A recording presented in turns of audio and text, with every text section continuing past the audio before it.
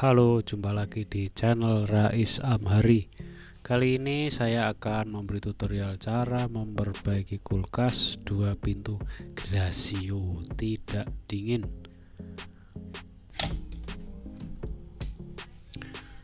Saya cek ampernya normal 0,9. Jadi sistem pendinginan dan kompresornya normal. Oke, kemudian kita akan melakukan pengecekan pada evaporator dan sirkulasi udara.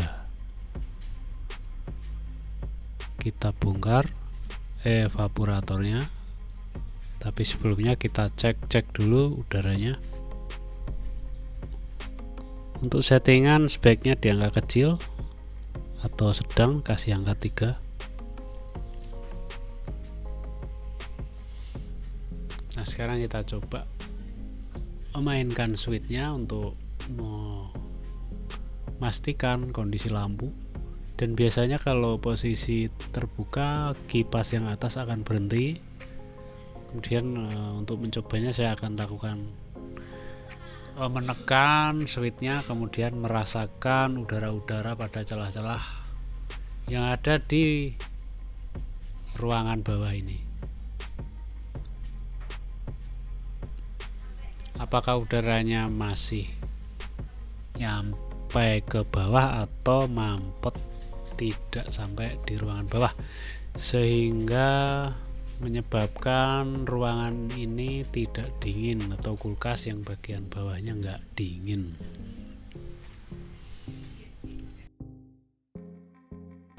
Langkah selanjutnya teman-teman lakukan pengecekan pada timer defrost.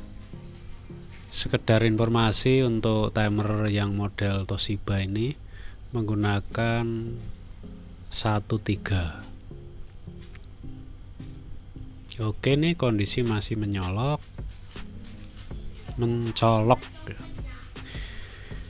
Nah, rasakan timernya, karena kadang kalau yang asli bawaan di sini nggak ada celah atau ini buat mengintip gear yang berputar. Tapi ini seperti sudah pernah diganti, jadi di sini ada lubang kecil yang teman-teman bisa perhatikan. Ada gear yang berputar. Itu kalau heaternya tidak putus dan thermofuse-nya nggak putus, dia akan berputar. Kalau ini nggak berputar, teman-teman cari aja. Permasalahannya ada di sana, antara heater ataupun thermofuse-nya kadang putus.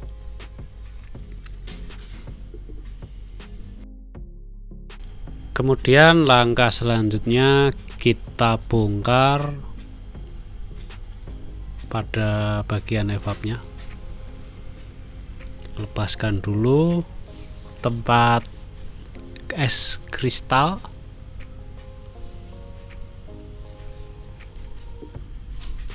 Gunakan obeng min untuk mencungkil, ada di 2 celah ini, kanan dan kiri. Teman-teman bisa dorong ke atas atau ke bawah sedikit sambil ditarik.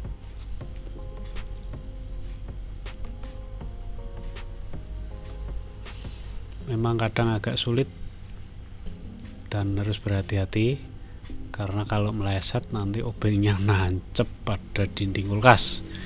Itu sudah sering kali saya alami. Nah, udah kelihatan kipasnya berputar.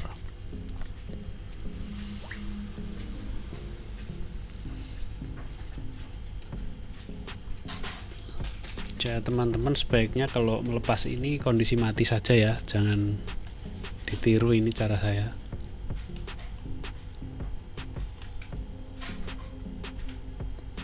Ini posisi kulkas menyala, saya paksa. Tapi untuk S-nya sudah nggak ada di sini di belakang ini, jadi tetap bisa lepas. Kalau masih ada beku es jangan sampai dilakukan, karena nanti di sini bisa pecah atau patah gabusnya.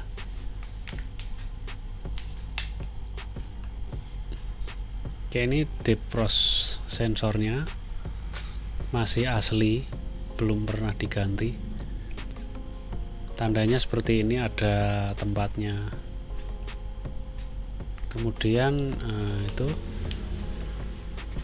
ini thermofuse.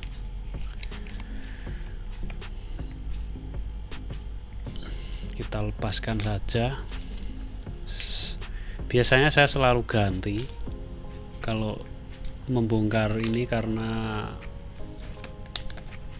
daripada nanti mengulang-ulang pekerjaan, jadi saya lebih suka ganti saja dengan model yang saya ganti biasanya menggunakan defrost sensor yang oranye. Jadi yang ini sudah nggak kepake saya. Kalau yang ini modelnya bulat, kita lepaskan saja. Nah, ini yang model bulat, biasanya ada tandanya itu kalau udah ada kemasukan air atau di dalam udah basah gitu, biasanya dia udah rusak. Nah, ini saya akan ganti menggunakan defrost sensor oranye. Ini harganya murah sekali nih, 25.000.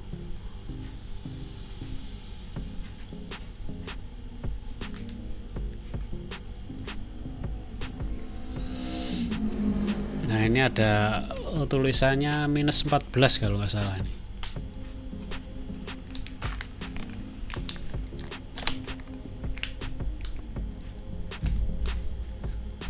Ini masih nyala ini.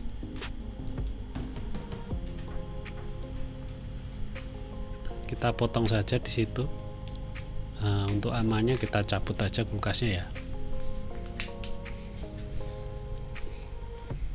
Oh ya, sekalian kita juga harus melakukan pengecekan pada kipas.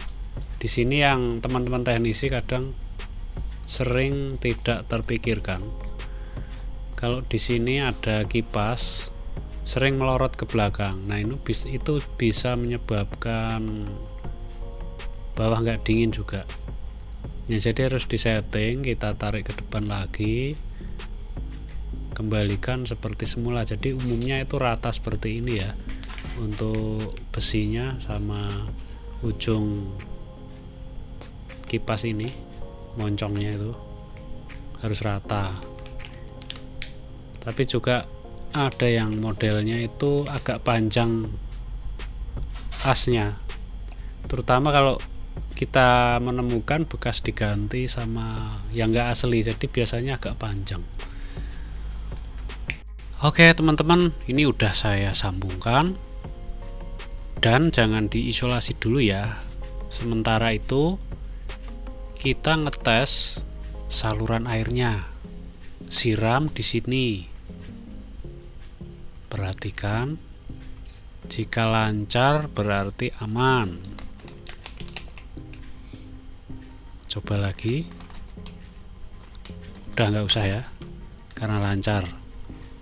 Nah, kenapa kita harus siram? Karena itu pengaruhnya besar sekali. Kalau mampet di situ, nanti airnya akan ngumpul di di talang yang di bawah evap itu, yang menyebabkan nyumbat udara nggak bisa turun ke pintu bawah, jadinya nggak dingin.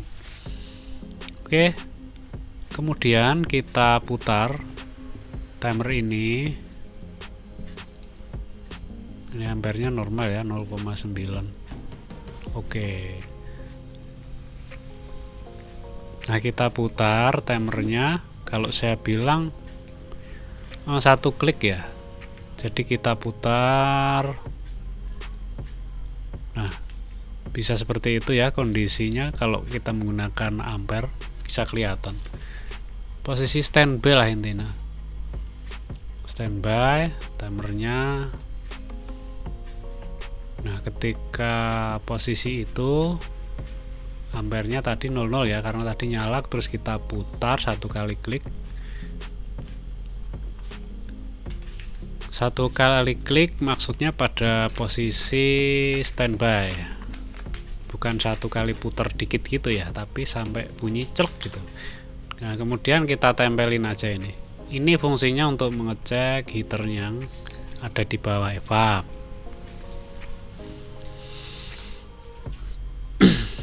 Ini agak repot nempelin gini aja ini loh.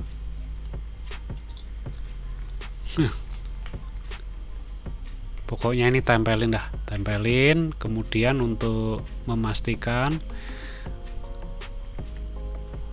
ini kalau dipegang nyetrum, kalau ditempelin kayak gini sulit ya. Sabar. Udah. Oke, kita ke belakang lagi. Cek ampernya. Harusnya keluar ampere lah 0,2 atau 0,3. Ini lepas lagi nih.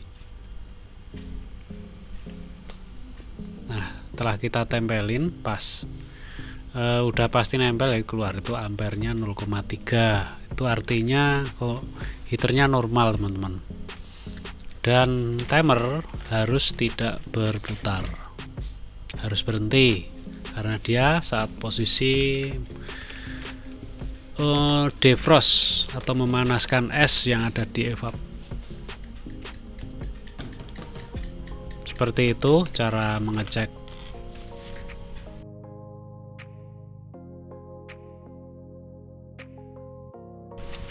Oke, setelah yakin langsung kita solasi saja kedua kabel ini.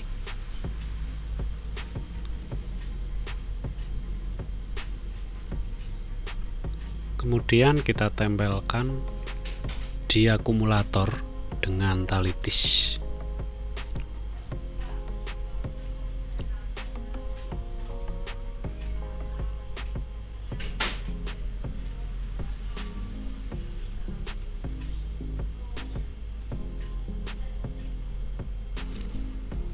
Oke, setelah itu kita akan melakukan pengecekan pada proses pendinginan dengan cara melepas salah satu kabel kipas. Ini dimaksudkan agar freonnya benar-benar merata pada evaporator. Sekarang kita tutup.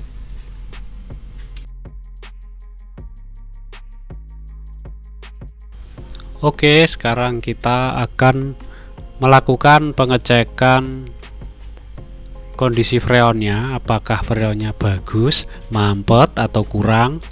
Caranya, nah ini tadi pada posisi standby ya, sekarang kita nyalakan, kita putar satu kali klik lagi dan ampernya keluar sekitar 1 ya untuk baru jalan, kemudian dia akan turun menjadi 0,9. Nah, kita tunggu kurang lebih 5-10 menit. Coba kita rasakan apakah pendinginannya bisa merata. Ini harus lengket biasanya, sampai kira-kira dia berbalik, sampai hisap, bahkan sampai akumulator itu menjadi putih beku gitu ya. Nah, itu tandanya normal.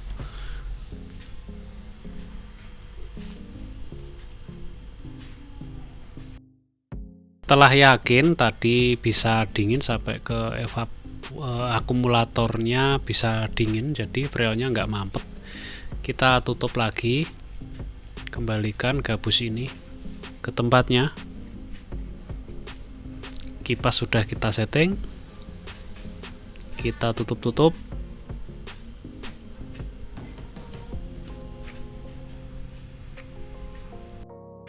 Rapi-rapikan timernya, kita kembalikan, kita tutup-tutup lagi.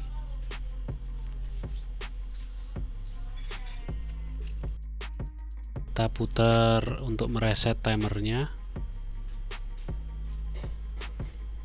kembalikan ke start awal. Setelah itu kita pasang lagi ke tempatnya dan kita baut.